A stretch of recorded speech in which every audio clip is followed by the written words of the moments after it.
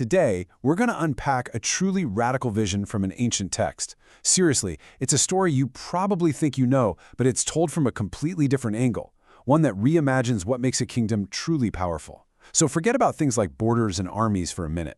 We're going to explore a kingdom that was built not on land, but on an idea. All right, let's just jump right in with a real head-scratcher. Imagine the most powerful guy in the entire country, King David himself, standing up in front of everyone and basically saying, you know, this whole kingdom thing, it's not actually mine. I mean, that statement just flips the whole script on power, right? It immediately makes you ask, okay, if the king isn't the one in charge, then who is? To get that answer, we have to get inside the head of the author of this story, a figure we usually just call the chronicler. See, he's retelling Israel's history, but he's got a very specific goal in mind. He wants to shift our focus away from the human king sitting on the throne and point us toward the real center of the nation's identity. And the chronicler doesn't beat around the bush. He makes this point crystal clear, using David's own words. This kingdom belongs to God. It's not just some temporary political setup. No, this is the eternal kingdom of Yahweh. And that one single idea, that's the key that unlocks this entire vision. So, okay, if God is the king, how does his kingdom actually work down on the ground? Well, this is where it gets super interesting. The chronicler zooms in on one specific tribe to show us, the Levites. And here's the kicker. This tribe, the one he holds up as the most important, they don't own any territory. None. They're basically a tribe of landless leaders. And this little chart here just lays it all out. For every other tribe in Israel, their identity, their power, it was all tied directly to the land they owned. But the Levites, they were completely different. Their importance came from their job description, from the functions they performed for the whole community. You see, their power was based on what they did, not what they owned. So let's take a look at what those jobs actually were, because they weren't always the same. In fact, the role of the Levites went through this massive transformation that kind of mirrors the journey of the entire nation. So way back in the early days, when Israel's center of worship was literally a big tent they carried through the desert, the tabernacle, the Levites were like the road crew. Their whole job was transport, setup, breakdown, maintenance.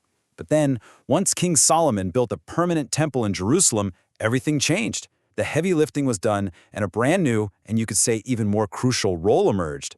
They became the nation's official musicians. King David appointed these specific guilds to lead worship. And we're not just talking about some pleasant background music here. Oh no.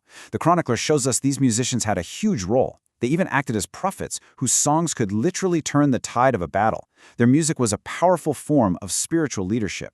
But get this, their influence wasn't just stuck inside the temple walls. The Levites also played a central part in the nation's justice system, and their authority spread out to cities all across the kingdom.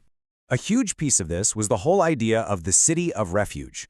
These were Levitical cities that were basically judicial hubs. So if you were involved in someone's death, you could run there to escape any immediate revenge and actually get your case heard by people who were dedicated to understanding the tricky details of the law. And this bull example is just a brilliant way to get it. You know, a law might just say, don't kill, but real life is way messier. So imagine your bull gets loose and tragically kills someone. You're responsible, but are you a murderer? These are the kinds of tough, complex questions the Levites had to figure out. They investigated intent, circumstances, they administered a justice system that was nuanced and, really importantly, accessible. And here's the point the chronicler is really driving home. This was a comprehensive network. It wasn't just a couple of special cities here and there. He suggests that all the Levitical cities were judicial centers. And what that means is that no matter where you lived in the kingdom, access to justice was always nearby, and it was administered by the one tribe dedicated to God's law. Okay, so when you start putting all these pieces together, the music in the temple, the teaching of the law, the justice system in the cities, you start to see the chronicler's absolutely breathtaking vision. He's calling for his people to rally round the temple, not just as a stone building, but as the living source of the principles that define who they are. So the Levites were the guardians of these three pillars of the kingdom. Through worship, they kept the nation focused on God. Through teaching the Torah, they educated everyone on the rules of the road. And through administering justice, they made sure those laws were actually applied fairly in day-to-day life. In a way, they were the spiritual and social glue holding the whole society together. And this, right here, is the bottom line. The chronicler is making a powerful argument that a nation's greatness isn't measured by how big its borders are, or how much gold it has, or how strong its army is. No, For him, the real measure of success is the quality of its human relationships, how people treat each other, guided by God's teaching.